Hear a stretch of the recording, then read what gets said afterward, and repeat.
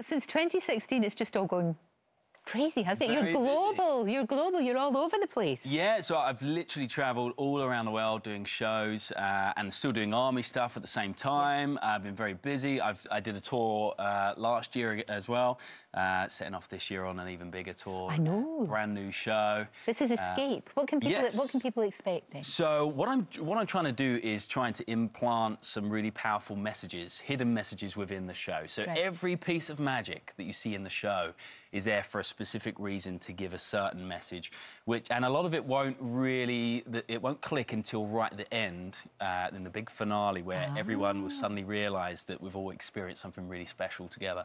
So I'm really excited about it. Been working on it for a long time, and I'm trying to combine skills that I've developed in my army career with tricks as well. So it's not just magic, it's magic, but also techniques and things about influence and suggestibility tests and that kind of stuff, that a lot of which I've learned from my army career. Really? So all of that, all the skills that you've learned in the army, and I know you're still serving, that helps you with magic.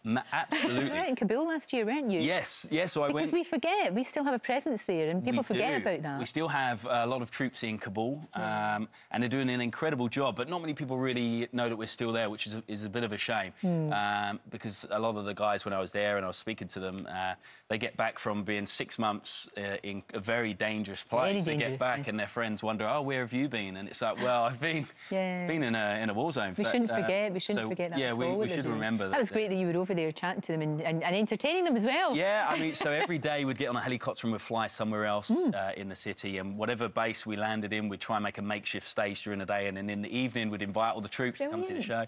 And we did some... It was probably the most rewarding shows I've ever done, because you could feel the fact that they were really grateful that we'd gone there and done that. And not only that, we did some shows for the CIA, like the MI6, all these guys who are just like the movies. They're all 6'5", big beards, guns, and built really big. Yeah. But actually, and I was pretty worried about that show, but actually they loved it, which was well, that's very good, because that's probably the most difficult audience in the world. Yes. You have obviously performed for royalty. The thing involved a sword of yours. Now that probably alarmed quite a few people. Yeah, you know, that's an interesting story, because he came to one of my shows last year, and I asked for permission in advance if I could get him on stage, but no one got back to me. So I thought no response isn't technically a no. So that's very true. So I thought I'd go for it and ask for forgiveness after. But I got him up, and I could see a couple of edgy-looking people in the audience who were obviously his undercover security, hidden around the place. And then when I brought the sword out, I could see them all panicking.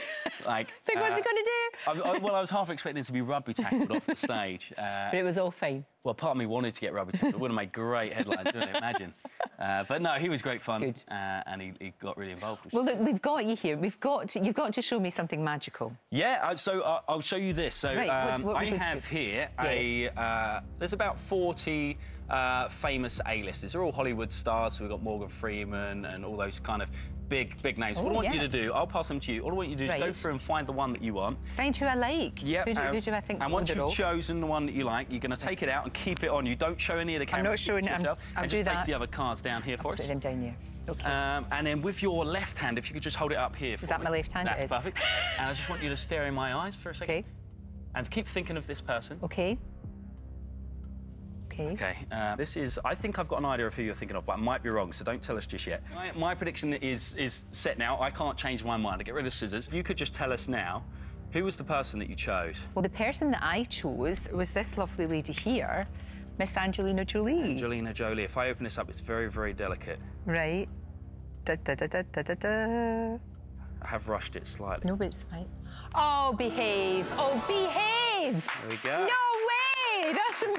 How did you do? I mean, I watched you doing it. I don't know how you did it. There we go. That's a souvenir for you. Thank you so much, my love. I hope you can make it to one of my shows. You bet. And Escape, it's called Escape, Breaking the Limits of the Mind, which we've just seen. Actually. Oh, you start today until the 10th of May.